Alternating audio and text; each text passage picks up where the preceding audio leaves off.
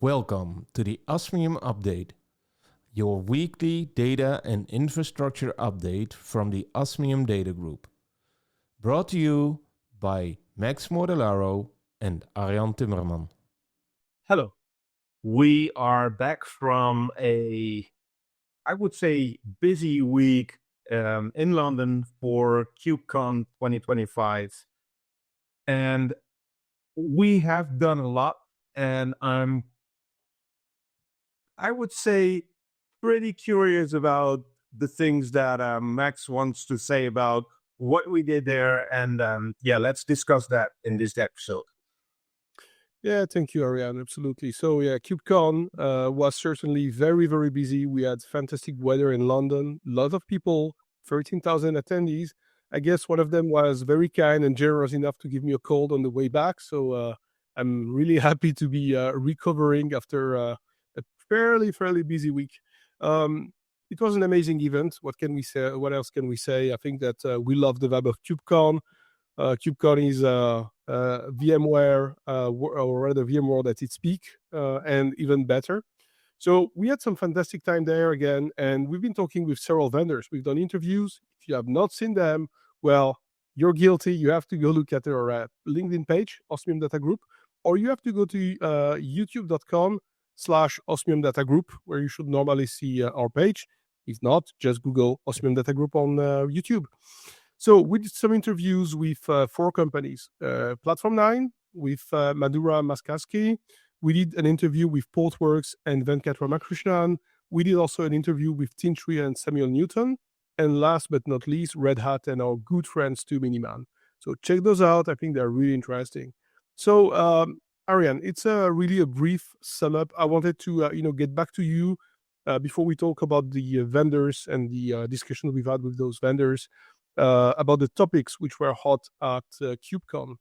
Yeah, before we went to KubeCon, we were kind of discussing and thinking about what would be the topics that were going on during the KubeCon event.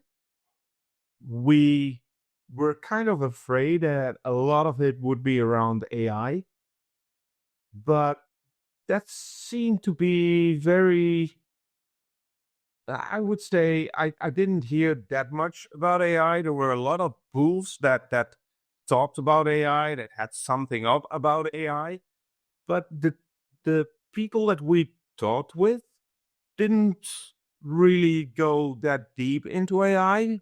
I think the event was, if I look at it from last year to this year, what changed for me was the kind of DevOps way that it was presented now instead of the dev way it was presented last year. So for me, there was a lot of, okay, so how do we make sure that the environments customers have cooperate with the Kubernetes environments that developers want and everything that goes with that. So Kubernetes together with cloud and infrastructure on premises. But that also brought some really interesting talks that we had around what is going on the Broadcom VMware acquisition and how does that impact customers and what does that mean in the overall environments that customers have, and how are we, and I'm now talking from the vendor perspective, how are we going to help them leverage moving away from VMware if they want to, but also how are we going to make sure that they are settled with the new environment for the next 20 years or something, instead of talking about the 3 to 5 years that we normally talk about. So it was a different perspective as what I expected, at least from before going to KubeCon, looking back at it right now. So, but what's your perspective on that? I think it's right. It's spot on, right? I mean, the two main topics that we heard about over and over and over again. And by the way, AI, yes, there were presentation. I've seen some were really successful, but the two things we heard all the time at every vendor, every discussion: VMware migration, or VMware exodus, as I like to put it, and data sovereignty. I think that the wild days that were just behind us and the wild days that await us, since American politics have become as unpredictable as trying to navigate a compass next to the North Pole, right? It's just moving around all the time. I think it's become really, really hot. And not because people want to have the fun of playing with that, but I think that organizations are becoming, governments and organizations are becoming, let's say, a bit more cautious about what they need to do with data. So that's really important. We've seen several vendors explaining their value-added proposition.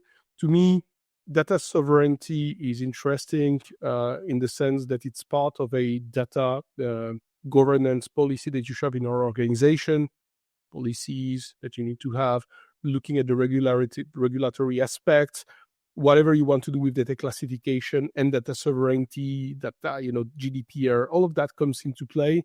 So it's one big thing that you need to look at, and data sovereignty is part of that data management plane that you need to implement, or set of rules or governance, whatever. But the other one, which is really interesting and really hot, and I mean, I know it's not exciting, but on the other hand, it's very, very hot and really pressing from a financial perspective, is the VMware migration, because every organization is faced with the reality. Broadcom clearly said they want to focus on very large customers. Some licensing policies that they've been implementing are clearly trying to push out at least the smallest ones. So while we do not need to care in enterprise IT about small customers and ESS/ESS plus licenses, which are the Essential Plus pack, and some smaller, packages. Of course, all of the enterprise customers which had enterprise license agreement are faced with price hikes and so on. And whoever signed a contract for 2-3 years because they needed a bit of, headroom to breathe and to think about what next, are now deep in that stage of thinking, how do we get out from the VMware/Broadcom platform? So we had really exciting discussion on that. I would really point out here to Platform9. Check out the interview we did with Madhura. It's a really great one. I think we've had a lot of good feedback behind the scenes about that one. And the other one, which is really interesting, of course, is the session we recorded with our friends Miniman from Red Hat, right? So these are the two key topics for me. I would also add another thing. When we interviewed Venkat from Portworx, Venkat announced that Portworx 3.3 is also including a whole bunch of capabilities to support what they call modern virtualization. So for me, that was really the absolute key takeaway from KubeCon. I don't know if you agree with that.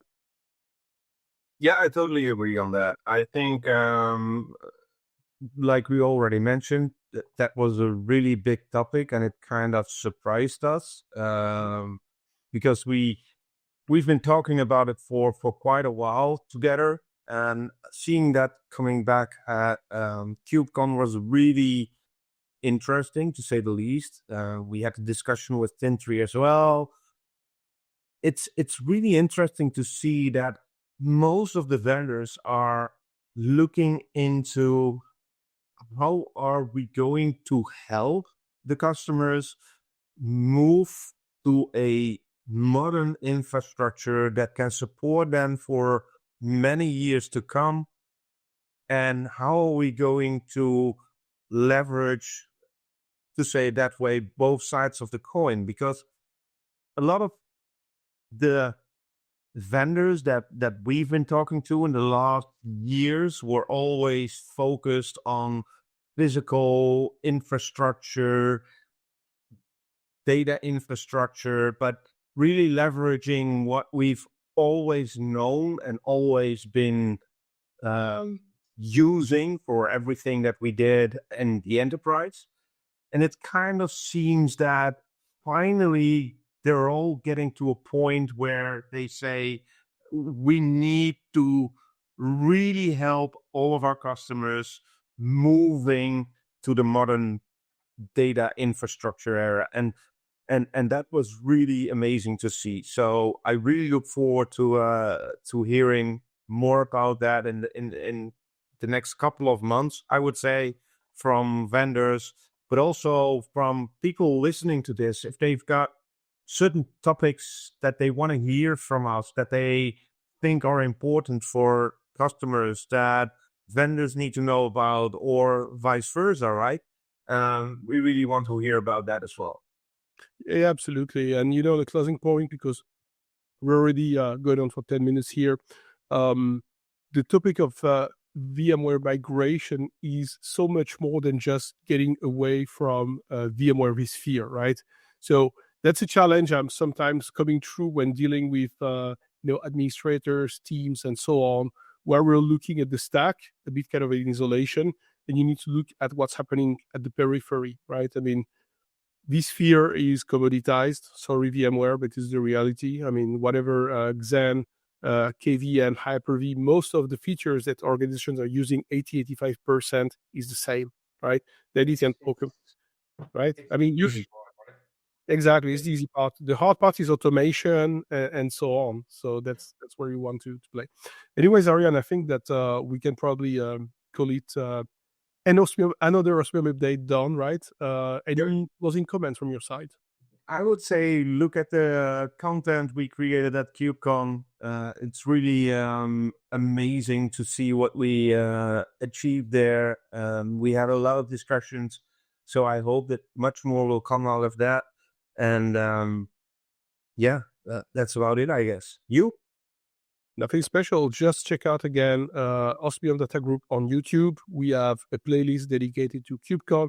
I want to send a huge thanks on my behalf, and of course on your behalf, Ariane, to all of the viewers, to the broader community, all of you guys and girls which have been, watching our content, sharing, resharing, commenting, liking, and so on. It means the world to us. Thank you so much.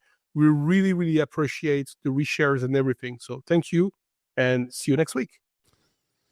Please feel free to follow us for more insights. You can find us on Blue Sky at Osmium Data Group and on LinkedIn also via Osmium Data Group. Thank you, and see you next week for another Osmium update.